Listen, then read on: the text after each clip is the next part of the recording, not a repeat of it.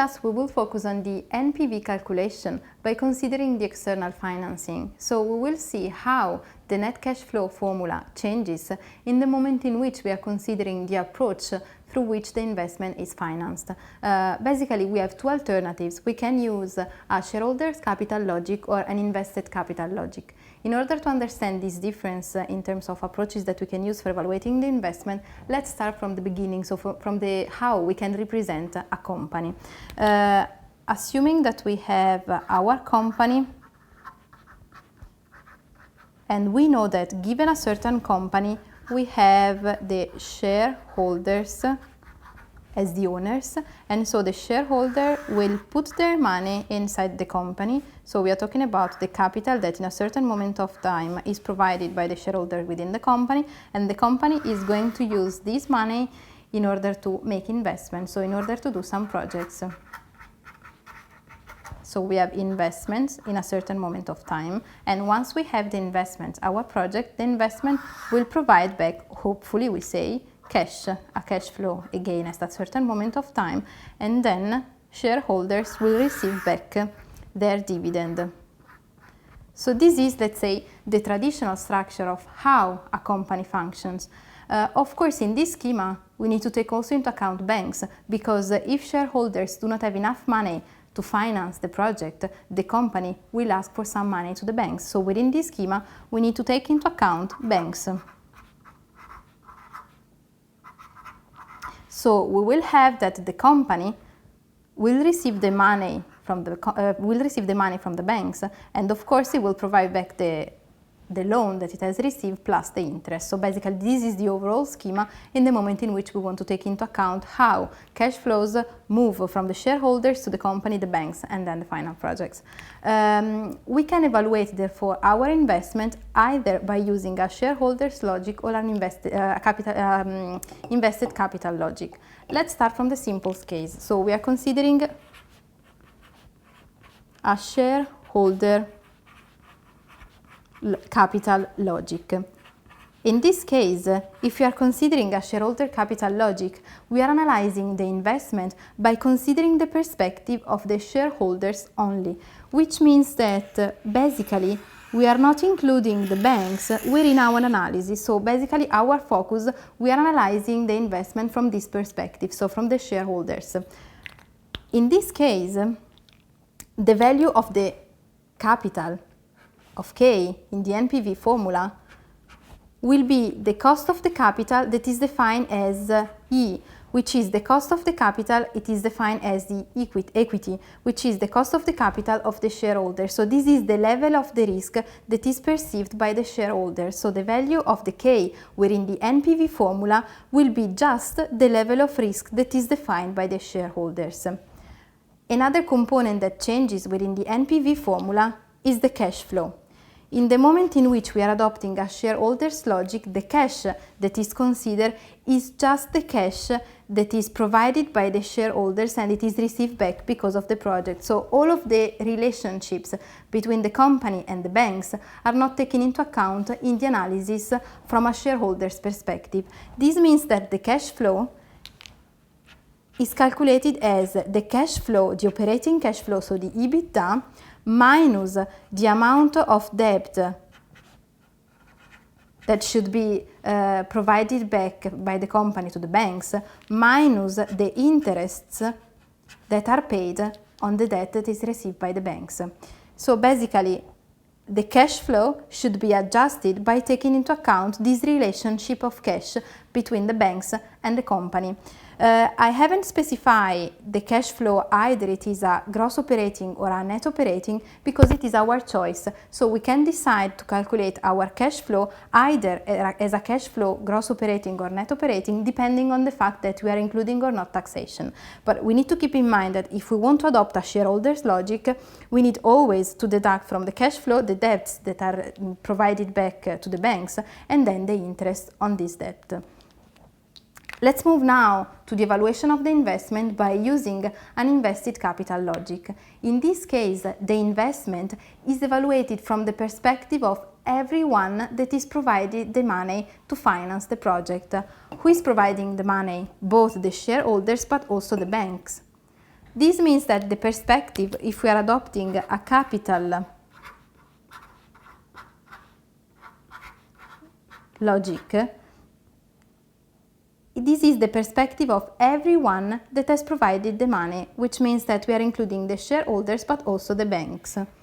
So this is the perspective of everyone that is provided the money. So it is an invested capital logic because it is everyone that has provided the money in the project. In this case, the cost of the capital is a little bit more complex to be calculated because the cost of the capital, K, will be, as you can imagine, the level of risk perceived by the shareholders plus the level of risk, let's say, perceived by the banks. So we can say that it can be calculated as a weighted average between the level of risk perceived by the shareholders plus the cost of the capital as it is defined by the banks. How can we calculate a weighted average? In a very simple way. Actually, this K is defined as weighted average cost of the capital because, as I said, this is a weighted average between the cost of the capital of the shareholders and the cost of the capital of the banks. So we need to consider the cost of the capital of the shareholders, whose formula is K of the equity, multiplied by the incidence of the portion of the money that is provided by the shareholders with respect to the overall financing of the project. So we have that the money that is provided on the project by the shareholders can be abbreviated with the E, that stands for equity, divided by the overall money that is put in the project. That is the money of the shareholders, so the equity, plus the money that is provided by the banks, which is abbreviated as D, that stands for debts. So basically, in this case, we are calculating the incidence of the amount of money that is provided by the shareholders with respect to the overall amount of our investment that is given by the sum of the amount of money provided by the shareholders plus the amount of money provided by the banks. And this is the weighted average of the cost of capital with respect to the capital provided by the shareholders plus the cost of the capital of the banks, which is basically the interest rates of the banks, multiplied by the incidence of the amount of money that is provided by the banks. So the incidence of the debts, so the amount that is provided by banks, divided by the overall amount of our investments. So basically, in this case, we are simply doing a weighted average between the cost of the capital of who is providing the money, so shareholders and then the banks. If the calculation of the weighted average cost of the capital is a little bit more complex with respect to this case, we are lucky instead in the calculation of the cash flow.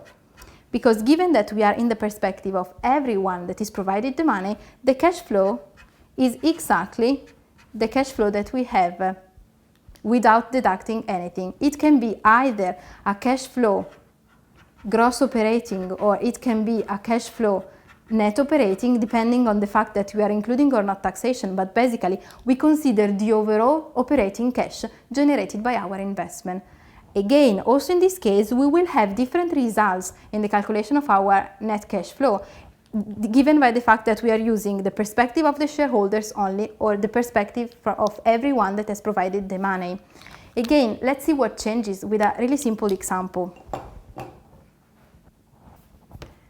Assuming that we have this data, we have an investment that is committed today, this is investment in the moment of time 0, of 1,000 euros. And we know that given this overall amount of the investment, 600 euros are financed by the equity, so by the shareholders, and then the remaining 400 euros are financed by the banks, so it is a debt. And then we know the cost of the capital of both of them. We know that the cost of the capital of the shareholders is the 10%, while the interest rate from the banks is the 5%. And we know that the cash flow that is generated for the next year from our investment is equal to 300 euros. And we are required to calculate both the cost of the capital and the cash flow by adopting both of the logics. So let's see what changes. Let's start from the shareholders' capital logic. As I said, the cost of the capital in this case is simply the cost of the capital of the shareholder. So K will be 10%. Stop, we have already done. Let's move now to the cash flow. The cash flow in this case is the cash flow that is received, that is, let's say, generated by the investment, which is 300 euros, so this amount, minus the amount of money that is provided back to the banks. We don't have the repayment of the debt because we don't have the data, so we just need to take into account for the interest rates that are paid on this amount of the debt. That will be 400 euros multiplied by the interest rate. So basically we are paying the 5% on the amount of money that we have received from the banks. So we will have multiplied by 5%. So we have that the cash flow that is generated in the year number 1 but by our investment will be 280 euros by adopting a shareholder's capital logic. Let's see now what changes if we are adopting an invested capital logic.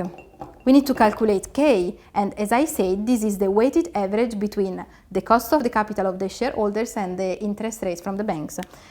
So we'll have that K equals the cost of the capital of the shareholders, so 0.1, multiplied by the incidence of the amount of money provided by the shareholders with respect to the overall amount of the investment. So it will be 600 euros divided by the overall amount of the investment, 1000 euros, plus the interest rates, the cost of the capital from the banks, so 0.05, multiplied by the incidence of the amount that is provided by the banks, so 400 euros divided by 1000, that is the overall amount of the investment. If we calculate this value, we will have a cost of the capital of the 8%. Now let's move to the calculation of the cash flow. The cash flow, as I said, is really simple because the cash flow with an invested capital logic is the overall operating cash flow generated by our investment. So it will be 300 euros, and we have already calculated our cash flow. These are the two alternatives. Both of the approaches are allowed, so we can use either the shareholder's capital logic or the invested capital logic. What changes is the perspective that we are adopting in order to evaluate our investment. Usually, the invested capital logic is the most precise because we are evaluating the overall investment considered from the perspective of the overall amount of money that has been provided within our project. And at the same time, if we are calculating the cash flow as a cash flow net operating, we have the more precise approach that we can have in order to calculate the net cash flow that is generated by the investment.